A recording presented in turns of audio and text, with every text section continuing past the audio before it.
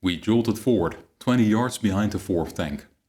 The sun came out and the mist began to dissipate, but I felt cold and tense.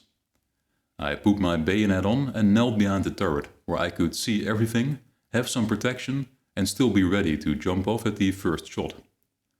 Aloof in his turret, the tank commander nodded to us but made no effort to chat.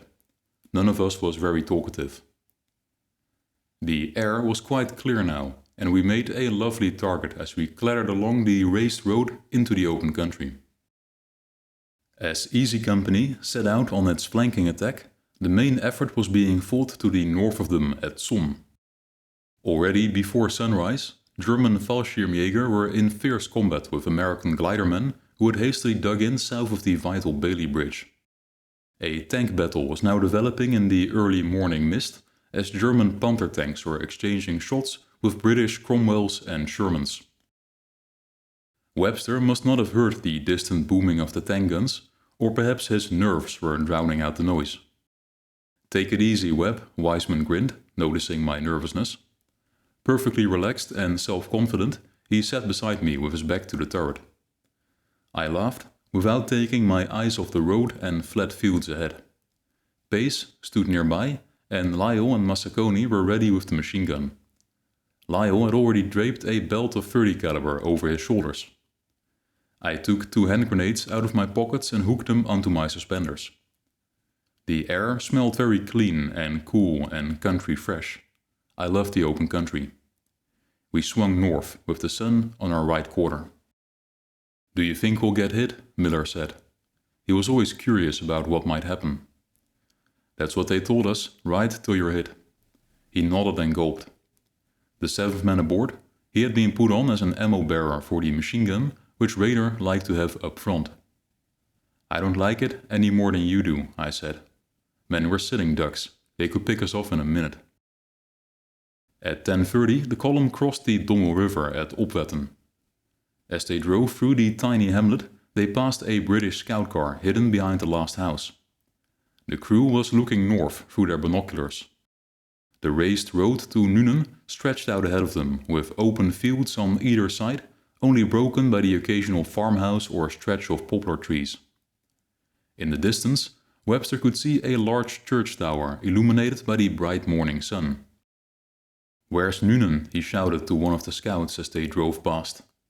"Straight ahead of you, mate," was the answer, followed by an ominous warning. "Jerry." The tanks proceeded as before, traveling down the road in single file with the infantry holding on tight. Webster must have felt as if he was stuck on a conveyor belt with nowhere to go and no way to stop it. They were about halfway between Opwetten and Nuenen when the dreadful anticipation finally turned into action. It was down this road, which you can see running behind me, that Webster, along with the rest of Easy Company, was riding on top of Sherman tanks of B Squadron of the 44th Royal Tank Regiment, heading towards the village of Nuenen. And it was just up the road from here, slightly to the north, that they had their first encounter with the German defenders. And this encounter Webster describes in some detail in his memoirs, which I will now quote. An encounter which happened precisely 78 years ago, just up the road from here. To quote Webster: "When we were halfway to the village, Jack Matthews, a lively, witty rifleman in the 1st squad, began to yell and point to the right. 'Hey, look over there,' he shouted. 'Crowd tank, crowd tank.' The column stopped and all turrets swung to the right.